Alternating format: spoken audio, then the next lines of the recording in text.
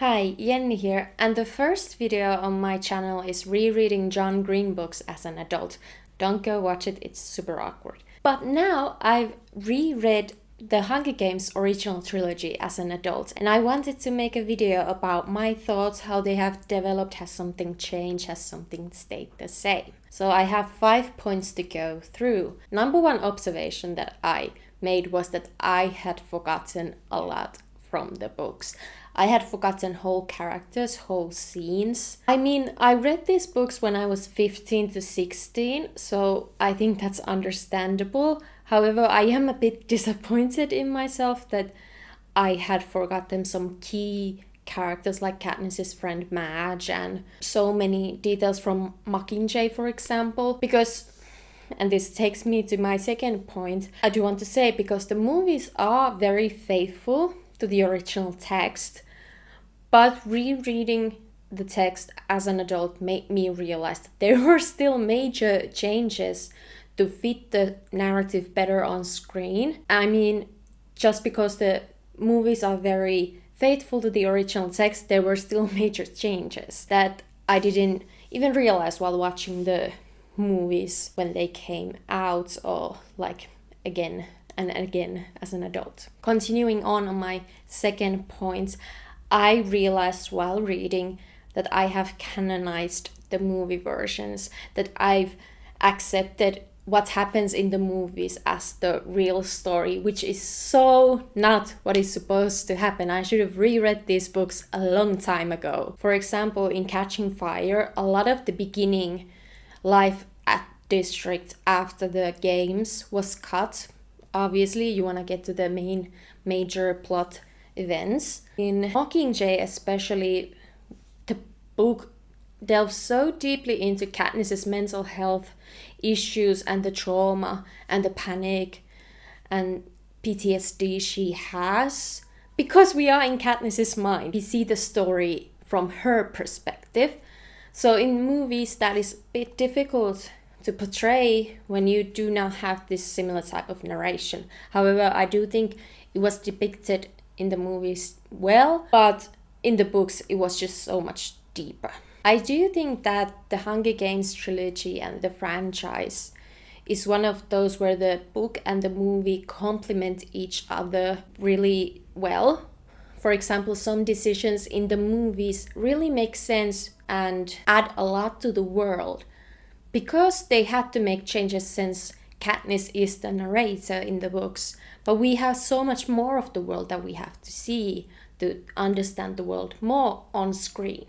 So, for example, discussions with Snow and Seneca obviously happened, but we weren't shown those in the books because we see Katniss's point of view. Another major plot change that was in Mockingjay is that Effie is the one who styles Katniss for the propose and is there for her, for support, but also to maintain Katniss's image. In the book, it was her prep team and Effie had been in the capital.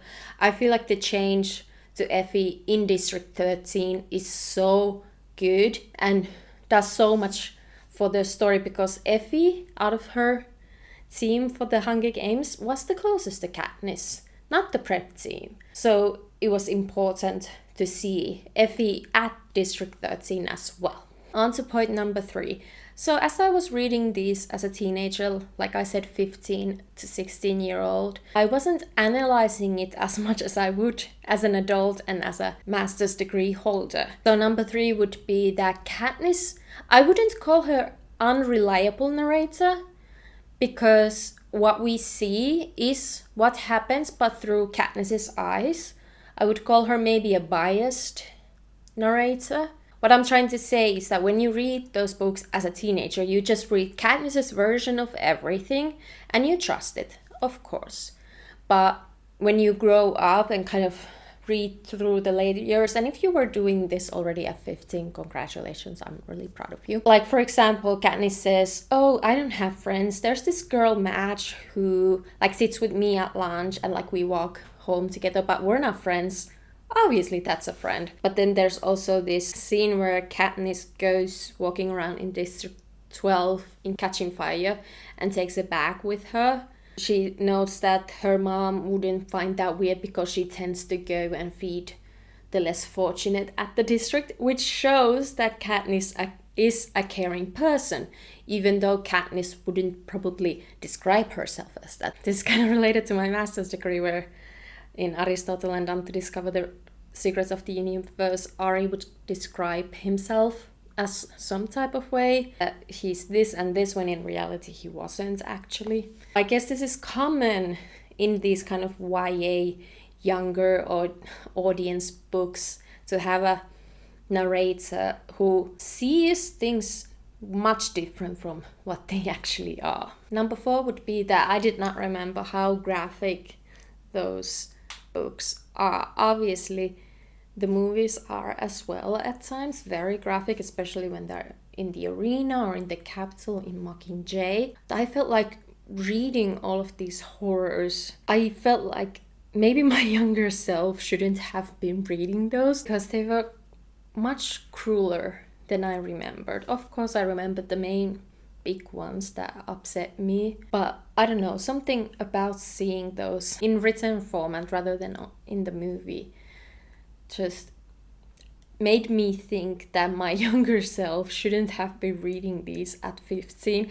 And part of me is like, maybe the Hunger Games shouldn't be called like children's literature or teen literature. However, the other side of that is I feel like the Hunger Games explain things about our world so well so that younger people can understand them well. I saw this Instagram reel from a teacher who read the Hunger Games for her 8th graders, and they were kind of connecting dots together, and she was reading out loud to them and they analyzed it together, and that was so beautiful. But I wouldn't call them children's books, definitely not. Number 5, and what I want to end on, is that I understand the characters and the points that Suzanne Collins tried to make with the text so much better now as an adult with my fully developed brain. I feel like as a teenager, I didn't like Gale.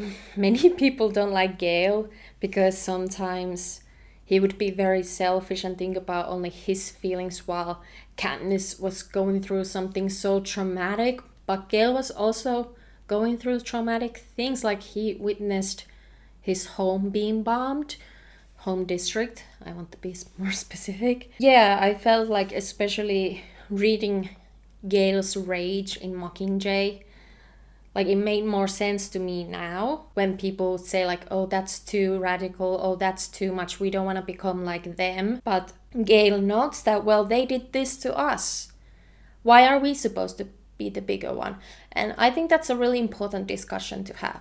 That doesn't mean I support Gale. I still don't like Gale. But I can see the nuances that Suzanne Collins tried to convey in the text much better. A bonus point I want to add is that I don't think the prequels impacted the story much in the original trilogy. I felt like they still stood really strong. And though we now know more of Haymitch's perspective and experiences, and we know of President Snow's like rise to evil, Loki was evil the whole time, I still think the trilogy as its own stands really well. Prequels added to the original trilogy, however they didn't like take too much away from them, if that makes sense. Like, yes, some scenes you could understand better. For example, major spoiler, the fact that Haymitch's games had been manipulated and edited to the audience, so the audience version was different from what Haymitch went through. Yeah, Susan was trying to make a point to show that everything can be edited and modified, and you really need to be careful of what you believe. However, when you read the original trilogy on its own before reading the prequel, leaving Haymitch's games like Katniss and Peeta did is understandable. And in my opinion, you can still view what Katniss and Peeta sees as kind of like their truth, how it was meant to be, even though it's not what happened really. Alright, I hope that made sense. I am really happy that I reread these books as an adult. Obviously, they were devastating and awful, but I felt like I got so much more out of them now as an adult. It kind of did make me upset how much I had canonized the movie versions. Obviously, watching a 2 hour and 40-minute movie is so much easier than reading a book, so I don't blame myself too much for that. However, I should have remembered more details from the book, especially since The Hunger Games mean so much to me as a reader and just as a person. Alright, well, I hope you enjoyed this video. Any thoughts about the Hunger Games original trilogy? What do you think Susan Collins does well? Are you a fan of the Hunger Games? Leave it in the comments down below. If you are interested in videos about pop culture and history and literature and much more, subscribe to my channel. Follow me on Instagram for book updates, what I'm reading, at jenskosmos, and I hope I see you in the next one. Bye!